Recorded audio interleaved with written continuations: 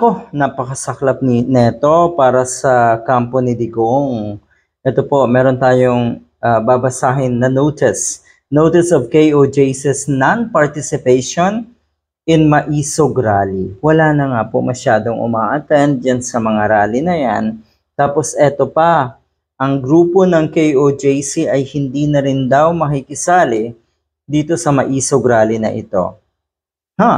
May naisip or may senaryo na nakita ang mga netizens. Hindi kaya't ito ay sama ng loob netong grupo na ito dahil hindi pinagbuti ng mga kaalyado netong si Digong, katulad ni Bato de la Rosa, Robin Padilla, Bongo.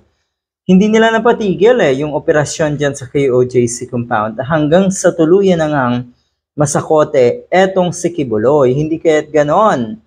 Hindi kaya't tila ganti ito ng KOJC para hindi na mag-participate dyan sa tinatawag na maisog rallies ng kampo naman netong si Duterte. Good luck! Mukhang ito na yung sinasabing laglaga na. Wala naman kasing permanente pagdating sa mga kaalyado netong mga Duterte. O sige, may ilan-ilan na dumarating pero mas marami po yung nalalagas.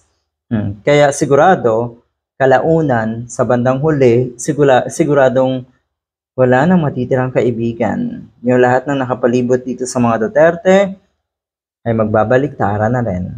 Notice of KOJC's non-participation in Maisog Rally. Ang kanilang pinakarason dito, alam natin na ito'y rason lang para kahit papaano maging valid etong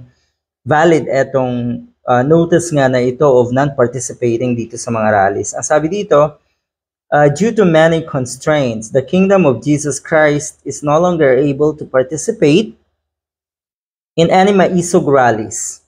KOJC Ministries' work in evangelism, which was neglected for a while, is now KOJC's topmost priority and concern. Yan! Dapat kung totoong kayo kasi ay religious group, dapat ganyan. Yan dapat ang focus niyo.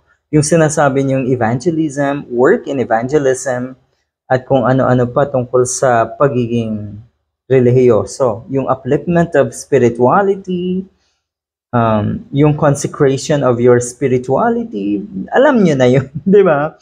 Yan ang focus niyo. Pero ang nagiging seste kasi, pati kayo na mga grupo ay nakikilahok sa mga political rallies na yan. So ano na? Nilaglag na nga ba ng KOJC ang grupo na si Duterte sa puntong ito? Ay ba'y nakikita ng mga netizens na ito na nga yung posibleng ganti dahil hindi naging successful si Duterte sa patuloy na pagtatago kay Kibuloy. Good luck!